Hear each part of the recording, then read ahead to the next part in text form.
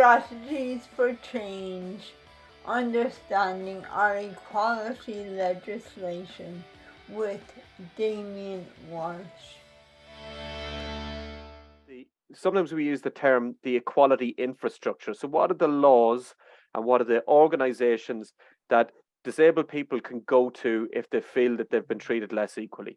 And we'll talk about the Equal Status Act and we'll talk about the Employment Equality Act. But before we begin to talk about how people can and should take cases, I think really importantly is we need to have a conversation about what do we mean by equality? There's a feeling, is it being treated the same? Is it getting the same chances? Is it the equal access to resources? Or has it not been discriminated against? So 17% saying equality to them means been treated the same. 25% or a quarter feel that it's getting the same chances. Another quarter say equal access to resources, and 33% say not been discriminated against. I picked four things that are equally relevant in relation to discussions around equality. It's worth when thinking about equality, we're going to be talking about it in terms of a legal system, but we could talk about equality in terms of politics, around policy. You could even say from a moral or ethical perspective what equality means. But when you're looking at the Equal Status Act or the equality legislation, you're looking at from something that you can prove. So really importantly, usually there's two ways that people say, well, for me, equality is about treating everyone the same.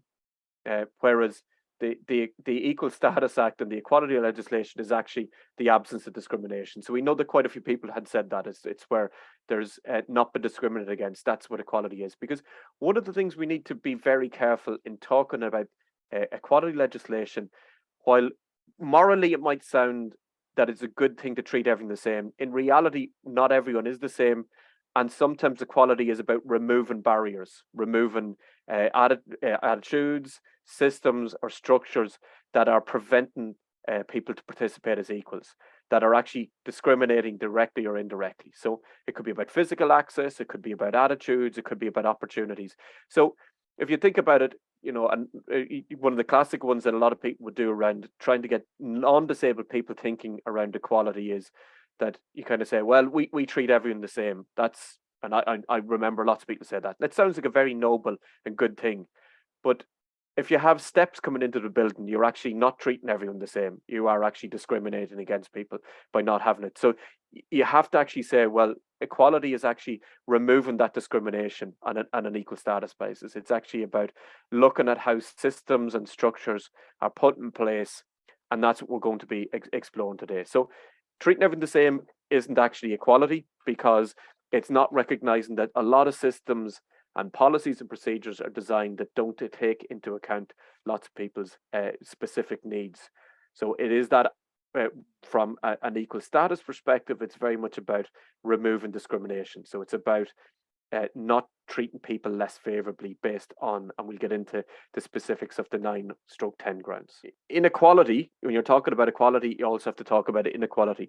So usually you're talking about unequal opportunities or rewards for different groups in society. And by groups, that you're going into laws, there are groups of people who are defined. And in Irish legislation, it was originally 9 grounds, and there's been a 10th one added specifically in relation to rental properties. And I list those. But obviously, not everybody fits into a neat little box. So when we're talking about disabled people, you can say, well, there's an intersection between a person's impairment label and also potentially their gender or their sexuality or their ethnicity, or multiple levels of it. So you could have someone saying, I've been treated less favorably based on the fact that it is a disabled woman. So on gender and on disability, or disabled woman who's from a traveller background, who's saying, well, there's 3 particular grounds there. So it's not just one thing. When we're talking about discrimination, you can talk about being treated less favorably in employment, or you can talk about discrimination based on access to goods and services. So that's shops, pubs, restaurants, but also services that are provided by the state as well.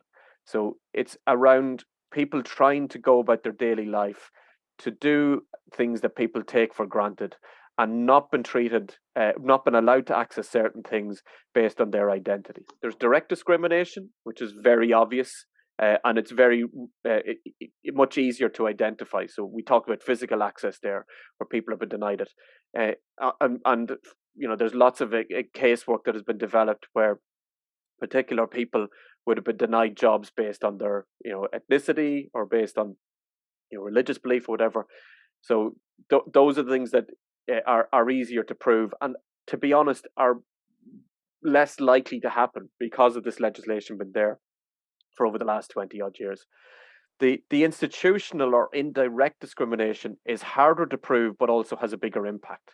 So those are where things are set up that may not be specifically designed to deny disabled people their rights, but actually the outcomes for disabled people are much less, and they often require a lot more exploration of what the impact has happened.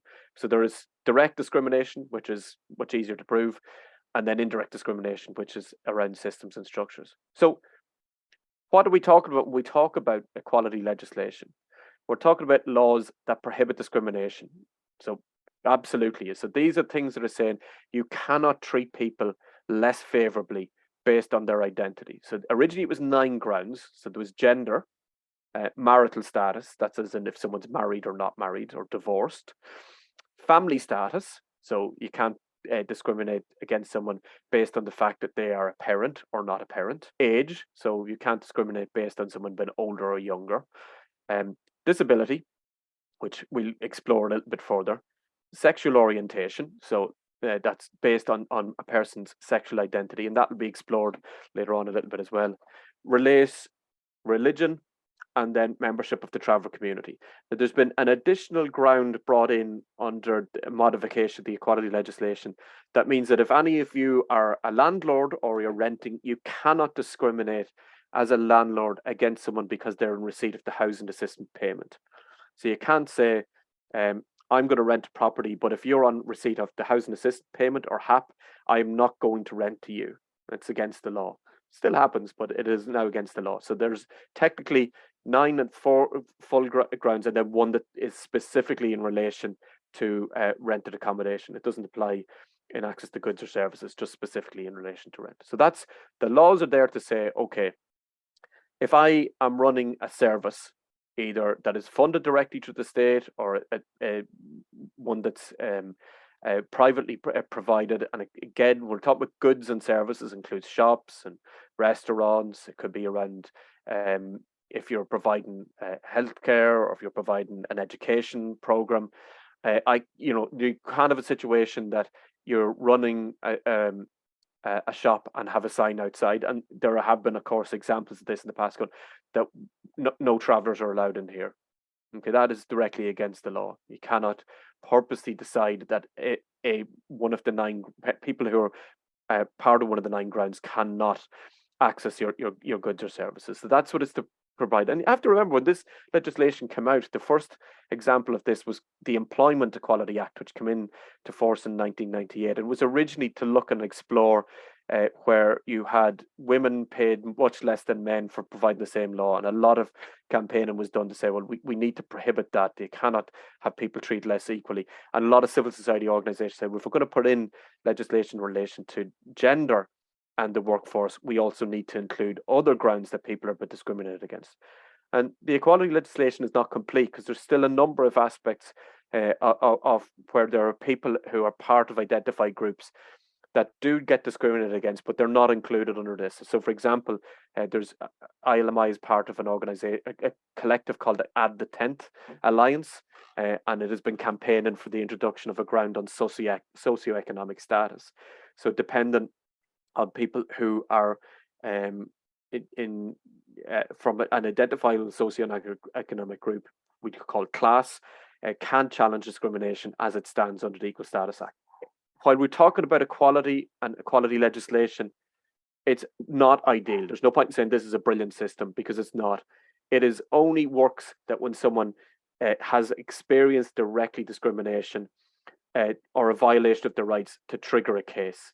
It's not very proactive in putting in positive action measures to be forward thinking and putting in place. Now, there has been a lot of policies but developed based on the Equal Status Acts to try and second guess and trying to be proactive. But as the legislation is there, it requires any individual to be aware that they have rights under this legislation, to identify where they have been discriminated against, that they go, okay, I think based on my identity as a disabled person, I've been treated less favorably in either accessing this service or trying to access this goods, and I think my rights have been violated.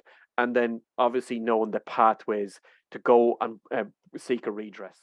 It's not a brilliant system, but as a system that it exists, it only will be successful if people feel sufficiently armed to know what to do and can have those conversations. So that's a really important part as the topic of equality is it, when I ask that question, the really important part from a legal perspective is not that everyone's treated the same way, or the people, from a very broad value base of equality, that you'd say, well, everyone should have the same opportunity. There should be resources put in that there's not a massive gap between rich and poor. I think would be something a lot of people would instantly recognize, that we live in a deeply unequal society, and disabled people more than anyone else will recognize the gaps in terms of economic power, in terms of political power. But for the legislation piece, it's that piece of been protected from discrimination, been protected from, as an individual, been treated less favorably. So what does the equality legislation cover? So there's two particular laws. There's the Employment Equality Act, and then there is the Equal Status Act. So the Employment Equality Act covers, obviously, employment. And then the Equal Status Act covers goods, services. It also covers the accommodation and education. And by accommodation, that means access to housing. They're there to promote equality of opportunity. They do not guarantee that. So they're supposed to be about removing barriers that prohibit people's equality of opportunity in society. It doesn't guarantee them, obviously, clearly by that. So it's very clearly about prohibiting discrimination. It also mentions things like harassment, specifically sexual harassment, and also a thing called victimization. And victimization is if, for example, someone takes a case against a provider of a service, that then they can say, well, Fiona, you're no longer welcome in this shop. You took a case against us, and we were found to be violating your rights, and now because of that, I'm not letting you in. So you can't have your rights removed because you've taken a case against it, or supporting somebody else. It puts into the legislation reasonable accommodation of disabled people. We would all, and I'll bring this up later, then, that because of a kind of a get out clause for private institutions around a thing called nominal cost, that reasonable accommodation is often quite limiting. It does set in different standards for some bodies.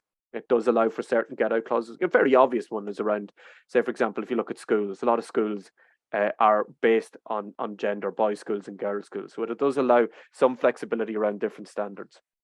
In employment, it puts in this nominal costs, goods and services and accommodation, which basically means that if I have a small enterprise, I can say, well, putting in a ramp into my shop might cost me too much.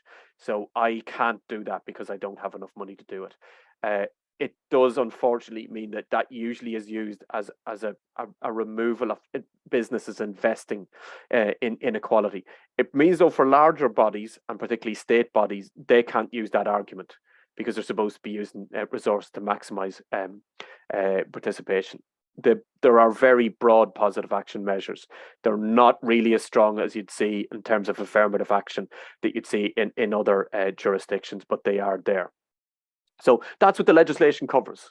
So it clearly is relevant to strategies for change. It's clearly relevant to disabled people to be aware. And as I said, the idea behind this is just to remind ourselves that equality is not about treating everyone the same. When we're talking about equality, is trying to get a sense of that if we feel we are treated less favorably, that we are aware that there is a legislation there and that there is a way to take legal action. And the reality of it is, people only become comfortable and aware of what's there by continually thinking about this, because I'll mention statistics that there is a gap between clearly the number of disabled people feeling that they're been less favorably treated and the numbers of disabled people taking cases, although that is starting to increase year on year, which is encouraging. Not encouraging that people are facing discrimination, but that people are feeling empowered to take action around it. As I mentioned, there's the direct discrimination. That's where people are being less favourably treated based on their identity under the 9 grounds. And obviously the 10th one being the housing assistance programme. So there's a very real example of if I was putting an ad on daft.ie as a rental property, and I put in it and say, people in receipt of the housing assistance payment cannot apply for this. It's very blatantly direct discrimination. That is much easier to prove.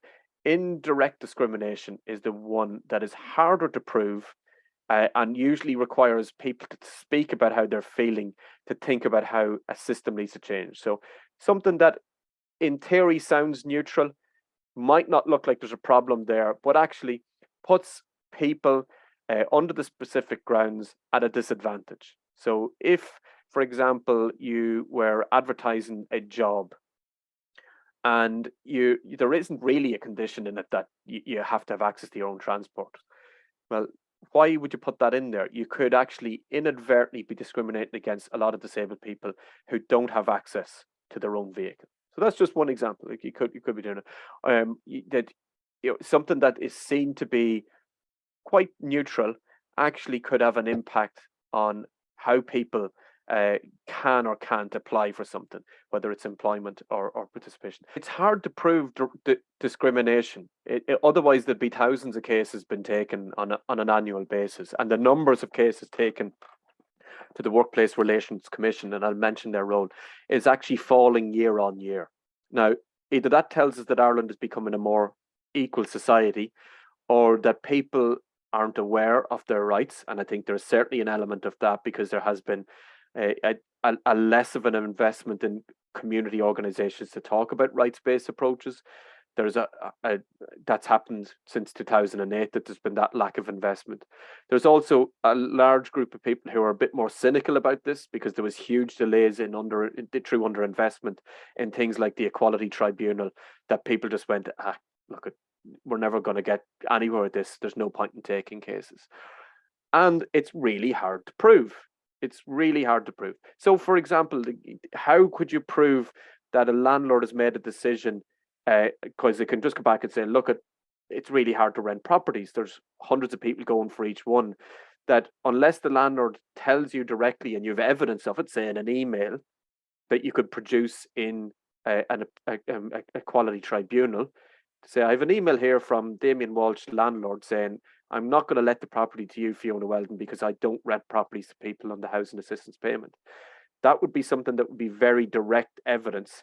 If I just come back and say, look, Fiona, you weren't successful because it was, loads of people applied for it and someone had better references than you. You'd need to find out who that person was and whether they actually did have better references or whether they were willing to pay more for the property because it's a competitive market. So it is not easy at all. And it does require a lot of thought around how to do this. And sometimes I think it's important to say that being treated poorly, either by systems or individuals, does happen a lot, sadly. Being able to prove that it's an example of discrimination under the Equal Status Act is not always that simple. So if, for example, you were looking to book a restaurant and you felt that you made a booking and they come back and say, look, we're completely booked out, is it because that you'd flagged with them that you require your particular access needs? Have they cancelled the booking based on the fact that it was actually booked out, or is it that they genuinely had made a mistake? I mean, in that instance, if you say, and I'm just using a particular example here, that you'd said, right, I've booked the restaurant for next Saturday at 7:00, and you've spoken to someone and said that's no problems, and at the end of it you're making saying, look, there's going to be 2 of us there who'll be wheelchair users, is the toilets accessible? And they go, yeah, absolutely it is. And then they come back and say, actually, we're overbooked, sorry, we can't take your booking. Right, how do you know about that? Well, you could in a way get somebody else to ring up and see, could they book in and find, oh yeah, no, we've got availability on that time. So then you have something to go and prove and go, look, I think this is based on the fact that I've directly raised access issues, and after the fact they've come back and cancelled it. And then there were obviously, I'm sure Aisling mentioned, strategies for trying to get things documented, getting things in writing so that you have some proof. But yeah, I agree with you, Fiona. And then indirect discrimination, because it's not necessarily blatant, it could be, usually we're talking about things like policies and practices that have been developed, and they could be where a system has been set up that you kind of go, it hasn't intentionally done, but actually this is going to have a bigger impact on disabled people, and someone needs to challenge it at a legislative basis. Do you want to come back in there, Fiona? Yeah, and also it's around how you're feeling. So like if you feel that you have not been treated favorably, obviously there is a truth in it, so there's that side as well. So your emotions are one side, and the reality of trying to make a difference is on the other. Yeah, and there will be instances where it's important to unpack that you're going, that been treated really poorly, that doesn't automatically translate into a case under the equality legislation. And there are lots of times that there are systems that are designed specifically to engage with disabled people. And I know lots of people will talk directly maybe of linking them with public bodies. And it's just badly resourced and it's badly managed. And if you think about housing, that there's a housing crisis, which obviously massively impacts on disabled people, but it might not be that the kind of outsourcing the provision of public housing to the rental market has a bigger impact on disabled people, because there's so few of those private rented houses are accessible. Well, there's technically possibly an indirect form of discrimination there, but it would be very hard to prove it.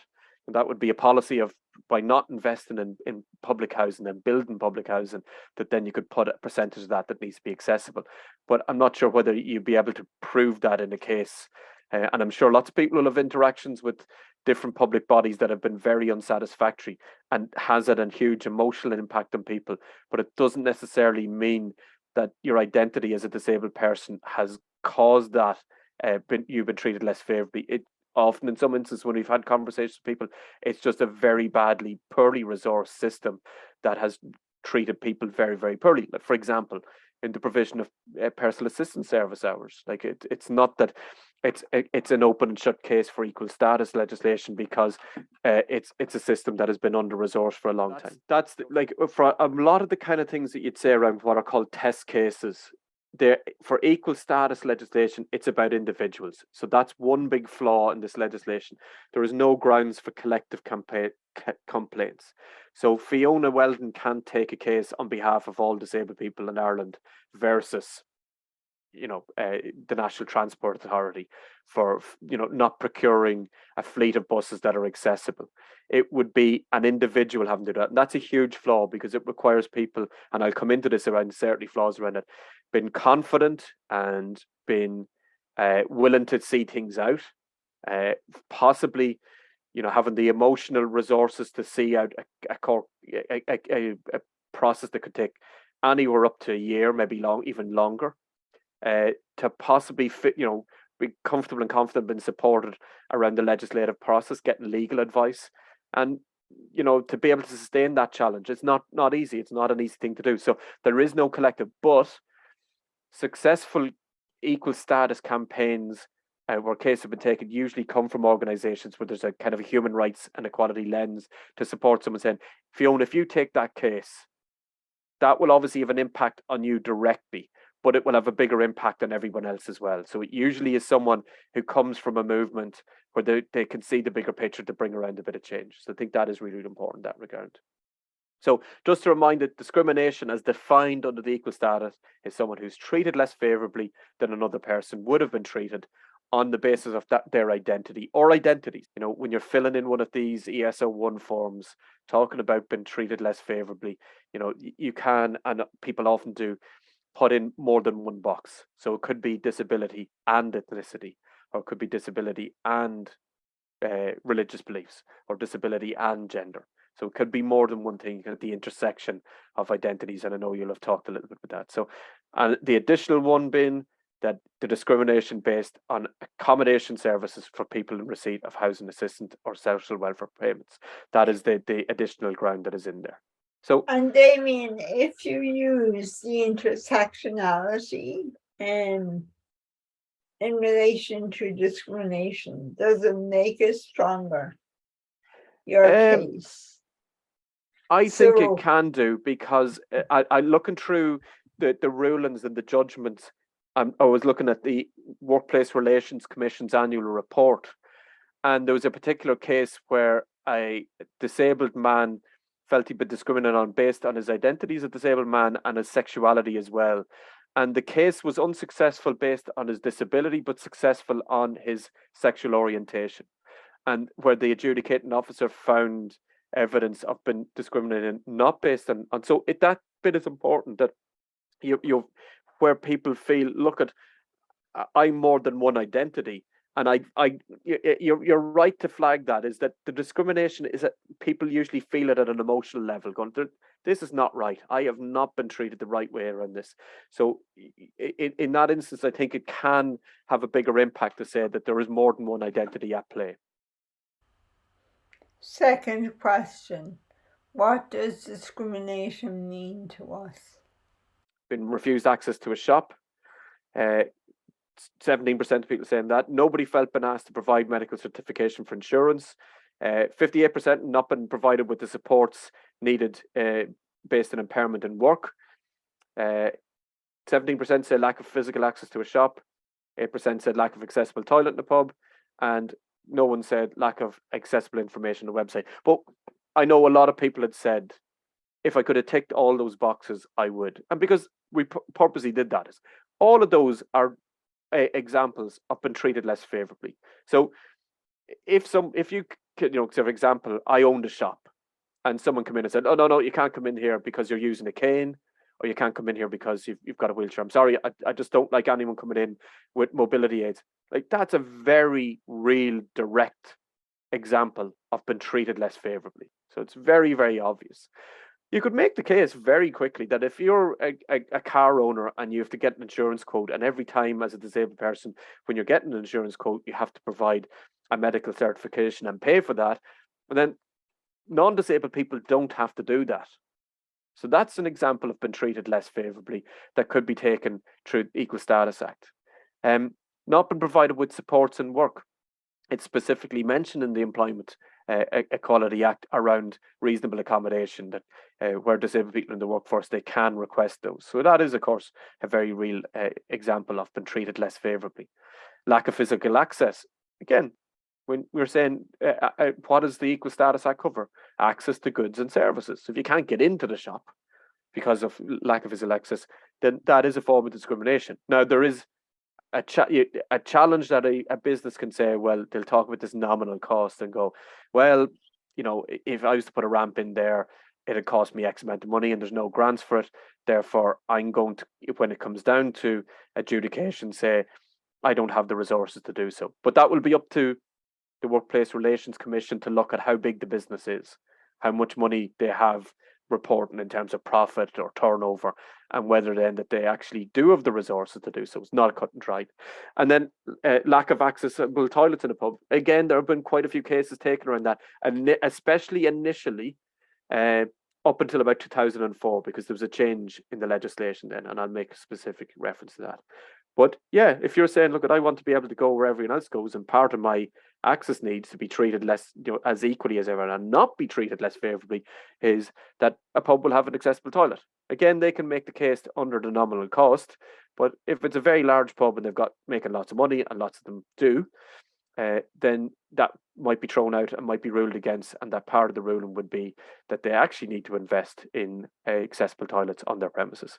And then lack of information and accessible information on the website, or lack of accessible information broadly, that if you have, for example, and it still happens quite frequently, you know, that you'll have something come out from a government department and it's in a PDF, which is completely inaccessible to someone on a screen reader, then that means that somebody has been treated less favorably because they can't access the information that they want around something that the state is providing, or someone is providing some form of service, that you kind of go, well, I wanted to apply for a course with this organization, but you know, when you get to their website, everything's in PDF.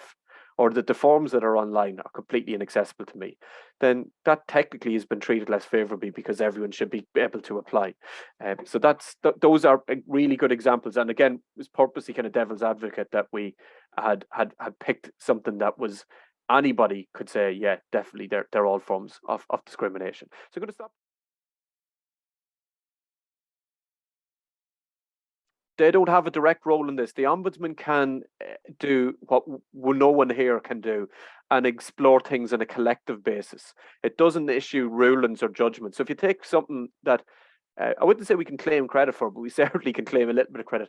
I'll mention a particular document then. We did a document that's available on our website called The Law in Relation to Disability. And at the launch of that, we people from the Ombudsman, and they'd said, what's one of the biggest issues from a kind of rights violations? And we said there's a whole cohort of young disabled people institutionalized in nursing homes for the over 65s, and no one's explored it. And I think it had done the radar anyways, but we certainly pushed that. And they've done a report, and anyone who's seen it, The Wasted Lives, which was released last year, and it's a damning indictment of a huge cohort, probably over 1,500 young disabled people inappropriately placed in nursing homes due to lack of supports. So they can have a power to investigate those. They can have they make very clear recommendations, but they're not enforceable. So there's. But can't you complain to the ombudsman over certain? You can, yeah, and they'll explore it on your behalf. But the difference being that if you wanted to get a direct ruling on your basis, then you can you use the Equal Status Act. The ombudsman might require, like say if you go, and I think there's a particular form of inequality in relation to this. I don't know, do they have a threshold requiring a number of people to raise it rather than one individual? They'll obviously have, I would imagine, greater demands on their resources than they actually explore, because I know for the Wasted Lives they spent probably about 12 months investigating that, so they're not going to do it on every single issue that comes directly to them. So if people are looking for individual and not guaranteed individual redress and a guaranteed exploration of the issue that they've faced, then it's the Equal Status Act. So the Ombudsman is completely separate from that. This is about individual rights. The Ombudsman is more around an oversight around accessing public services. And like there's a couple of like we just went on education, a really good example of indirect discrimination was what was called the sibling rule. So a lot of schools are oversubscribed. I come from a rural area where there was a school and it was always struggled to get numbers into it. But then as towns and cities have expanded, often there's huge competition for school places. So what the parent and sibling rule was that schools would prioritize the children of parents who had gone to that school. So if I was going to send my kids there, I'd be at the top of the list because I went to that school. And on the basis that it was done, the rationale or the idea behind this was to keep the community ethos and blah, blah, blah. And it's nice that you can send your kids to the school you've gone to. But that was not directly discriminating against any group on the 9 grounds. It indirectly meant that if you had people who are new to the area, so particularly migrants, like you're in a catch-22. How do you send your kids to school if you've not gone to that school there? And I was involved in an organisation that took a school to court that actually went to the Supreme Court under that ruling, on the basis that travellers had never gone to that school and they could never apply for that school because we're going, well, you didn't go to school here, so therefore your kids can't come to school here. And they would say, we're not directly discriminating against travellers because this rule applies to everybody. But it clearly had a greater impact on travellers because they were always denied. And in fact, it was kind of, and people will know this, that this happens based on class. It does have based on disability, that sometimes the principals won't say, look, you're not welcome, but would you not be better going to this school? Would you not be better going to that school because there's more resources there and this school mightn't be as good for you? And parents will go, God, look, I don't want to rock the boat because I don't want to send my kid to a school where they're not welcome and then have to have, I'm trying to do my maths here, 8 years, possibly more in a school that they weren't really welcome at the start. And that has happened a huge amount. Now, that case actually went to the Supreme Court because you had a really determined mother who absolutely would not let that go. Now, her son ended up going to a different school because he couldn't wait the years that it was going to take to get a ruling. But there's an example of indirect discrimination. Very subtle. There's a rule that's not really saying we don't want any of the 9 grounds to come to our school, but we've set up a system that is actually now going to stop other people participate. So Owen's point is really, really important, that sometimes you have systems set up that will actually discriminate against people based on they haven't had opportunities to get involved in school. So that's a really important. So when you talk about the equality infrastructure, it's the laws and the bodies that can support people around where they've been treated less favourably. So you have the Employment Equality Act, which not only covers when you're employed, it also could be that you felt you were less favourably treated in the application process. It is possible. You might feel that you should have got called for an interview, but you didn't. Do you think that you should have got called for an interview, but you think your identity has prevented you, or you've gone for a job and you didn't get it, but you think you were the most qualified person and you've done a really good interview. Now, again, that is to be make sure you could go back and the people go, no, we can show how we scored them and we felt you didn't perform particularly well in A, B, or C. But it does cover the application process. So again, how a job is advertised. They obviously can't say, we're not going to employ X or Y, because that would be against the law. But it might be a little bit more subtle. What you'll see is that, having spoken with the Equality Authority when it existed, there isn't a mechanism for what's affirmative action, that you can say, we will only employ disabled people for our positions. So what you can say is that you particularly welcome applications from disabled people. That's as far as you can promote it. So try and show, look, we're really interested in employing disabled people, but you can't just employ disabled people based on their identity. That actually would be against the law. So it's limited, but it does do that. So that's the Employment Equality Act. The Equal Status Act is in accessing goods and services, so hairdressers, shops, pubs, and so on and so forth, and services, including local authorities, HSE, education and training boards, and it includes private companies as well, not just obviously statutory bodies. There are two organisations that have specific name roles under those pieces of legislation. One of them is the Irish Human Rights Equality Commission, often shortened down to IREC. And IREC have a role to promote the knowledge base for people around the Equal Status Act. They also will give some advice over the phone. They have legal powers. They're the only organisation that can take cases on behalf of. So Fiona, you mentioned earlier on, is it possible for someone to do a collective we case, as opposed to I've been discriminated, we? And I said, no, they're not. But actually, IREC can take cases under the Equal Status Act. To my knowledge, they haven't in their last 8 years, but that doesn't mean they couldn't if they got the right case and someone felt that they should take it on their behalf. And very confusingly, and I do think this is important, is that the Workplace Relations Commission is the body that was formed in 2014 when the Equality Tribunal has been wound down. Now, I'm sure everyone when they hear workplace relations, they're thinking about that's got to only do with employment, and I think that is a big issue.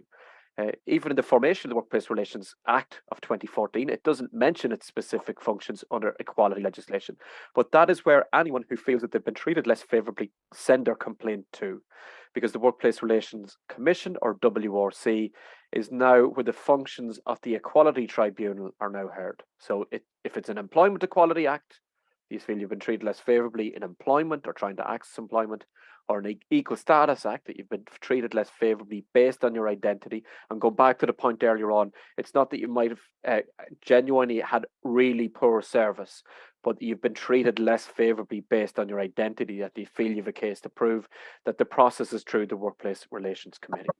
So they're the organisation. Now, obviously, ourselves and other organisations can give people advice and support.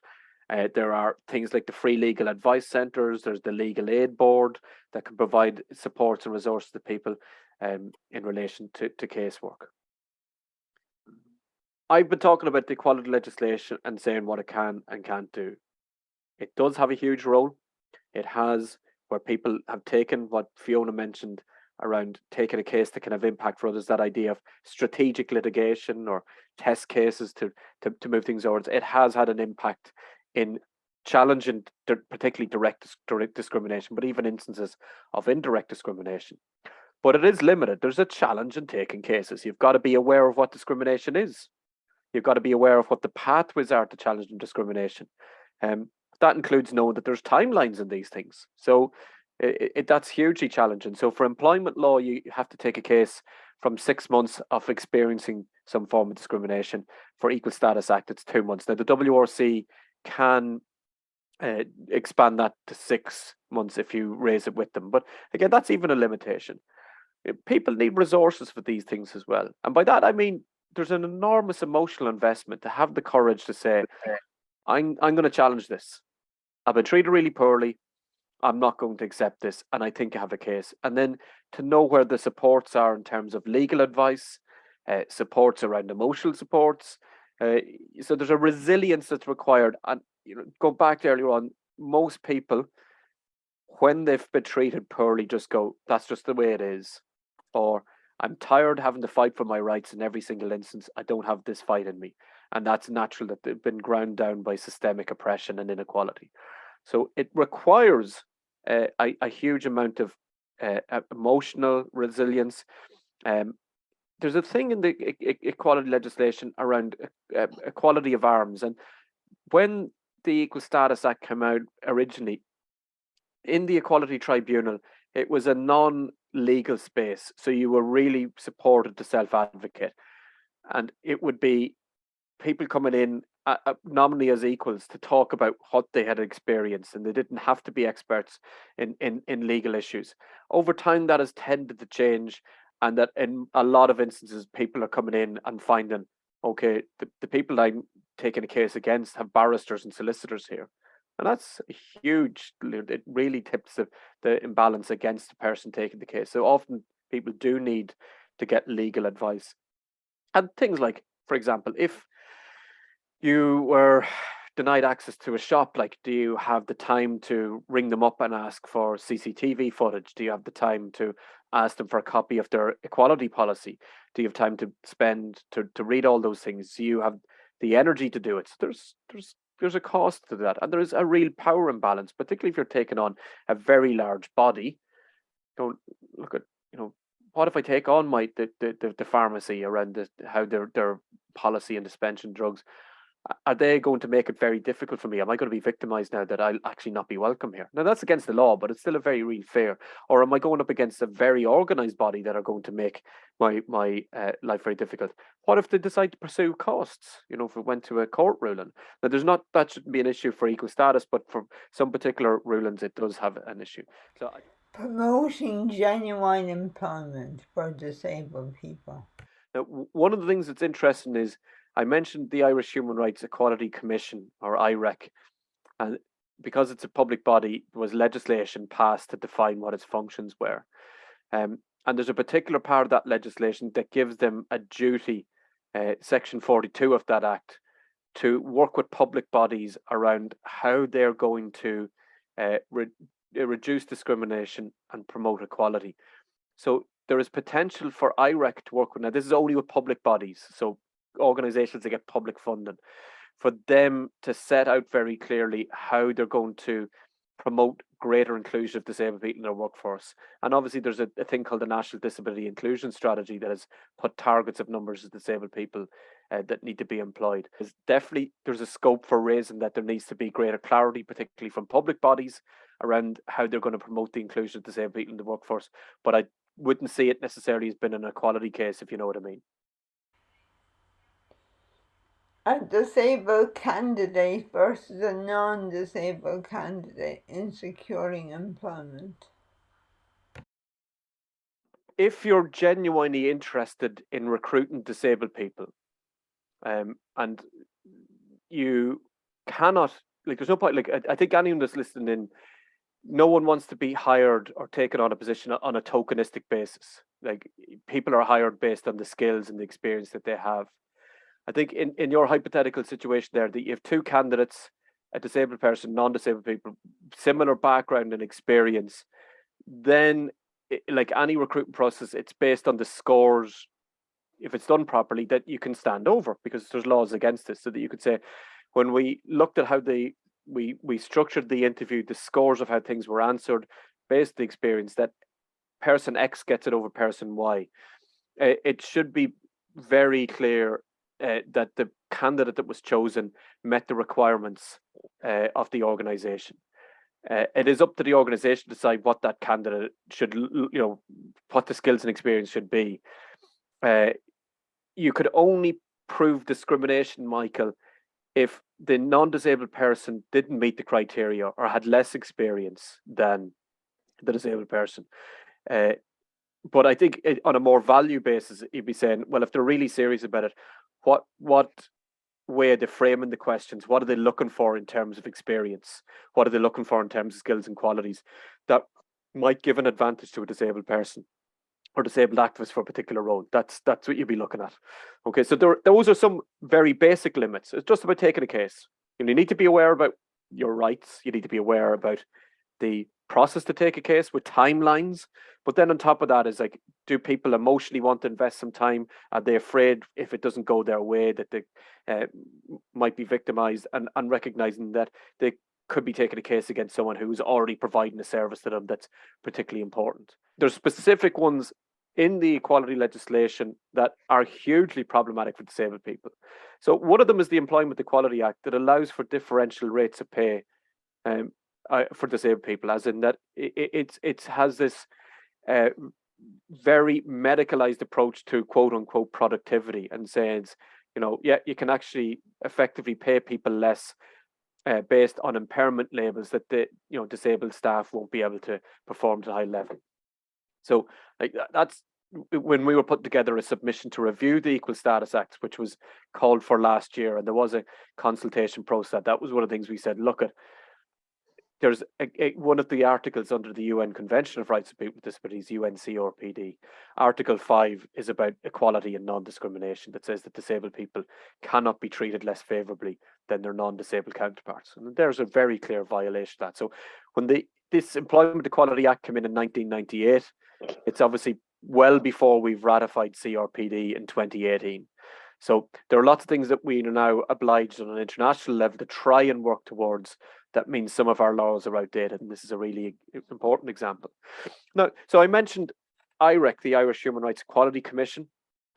I actually just didn't put in the 2021 stats for this because I just ran out of time. But from last year's report, they said that 54% of all their equality conversations, as whether emails or phone calls, related to disability. So it's the highest thing that they were getting queries around. It's down actually, it's about the mid-40s, but it's still the highest number of queries. So over half in 2020, just under half in 2021.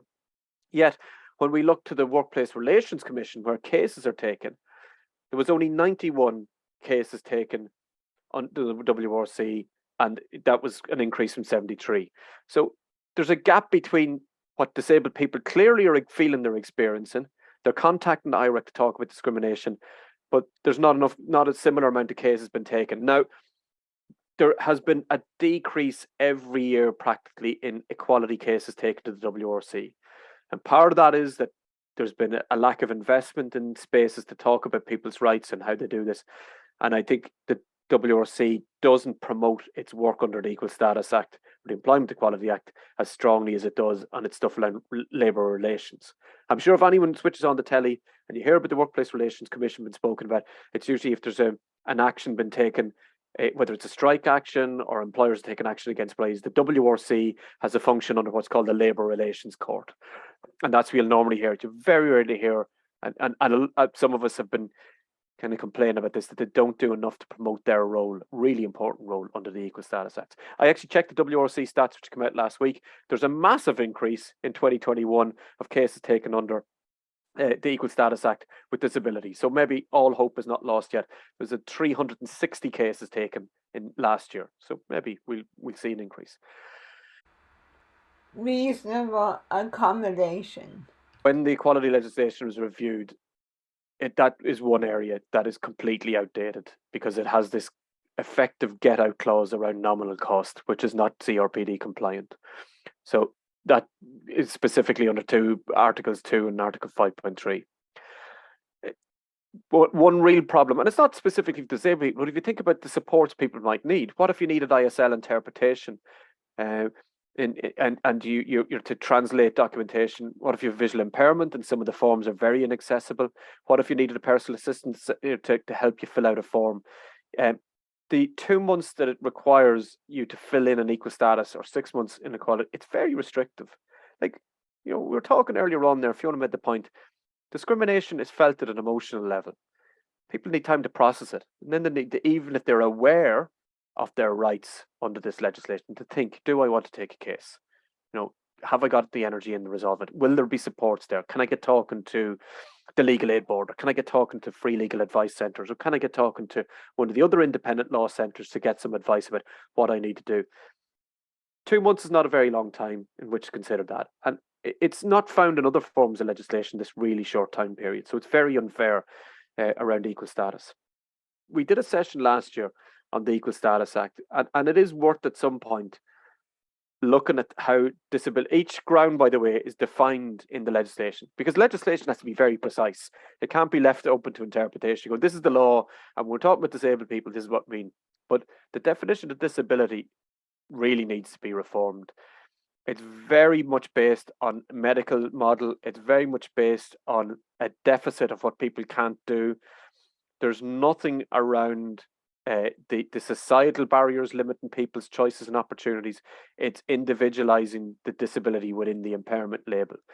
So that definitely needs to change because it's not compliant with the CRPD, which is very much around a social model approach to disability. So that's something that would need to change. And this one here I'm mentioning, I think it said 2004, it's 2003. There was a huge change made that if, for example, someone wanted to take a case in this group against a pub or a hotel or a restaurant that had a license, as in, sell wine or beer or whatever, from 2000 onwards, you took it to an equality tribunal, and the laws were changed under the Intoxicating Liquor Act 2003, that if you were to take a case against a licensed premises, you had to go to a district court. And a district court does require in most instances for people to seek legal advice, because you can now have costs awarded against you.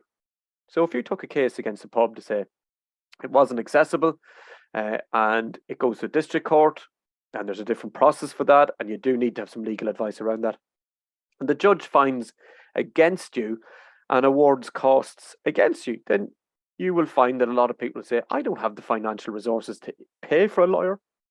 I might get legal aid, but what if I'm ruled against and they say, well, you have to pay €10,000 to cover the costs of the pub solicitors? And most equality activists felt that was a direct result of a lot of travellers taking cases under the Equal Status Act and successfully prosecuting huge amounts of discrimination where they went to access pubs.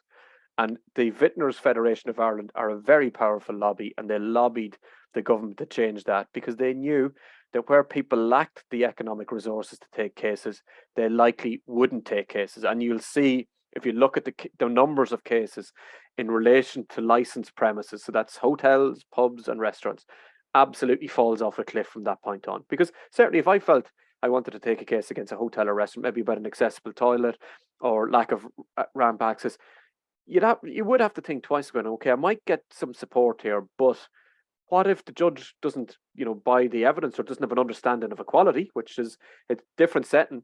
The Workplace Relations Commissions, the adjudication officers are supposed to be steeped in equality and have an understanding of what direct and indirect discrimination. No disrespect to district judges, but they're not equipped to deal with complex issues relating to equality and discrimination. So they might just go, I know that doesn't sound like that to me, off you go, and you could have an award made against you. So that is something that, from a disabled persons organisation, we think is really, really important, because there hasn't been that casework taken around inaccessible licensed premises, I'd say, in the last nearly 20 years. Equality for me is much broader than legislation. It's about dignity, it's about choice, it's about control. It's about people having the economic and political power to make their own decisions about their lives. But when we're talking about equality legislation, it is something much smaller. It is equality in the legislation is about being free from discrimination, and discrimination is where you're treated less favorably than someone else based on one of those identities. So is that, you know, someone was treated less favorably because they were a woman, whereas men have this, and it includes in employment and access to goods and services. So it's much less than, but it is still an important tool. It's important to be able to identify what discrimination is and to know what supports can be there. I'll just say there's a couple of things on our website. We have on our submissions section, there's lots of stuff, including some references to Equal Status Act, but specifically we did a whole document based on the review of the equality legislation, where we raised some of those points that I'd mentioned around, you know, the timeframes, but also supports that people might need for reasonable accommodations to take place. And then we have a full document that is around the law in relation to disability, and obviously a sizable section of that relates to the Equal Status Act and the Employment Equality Act as well.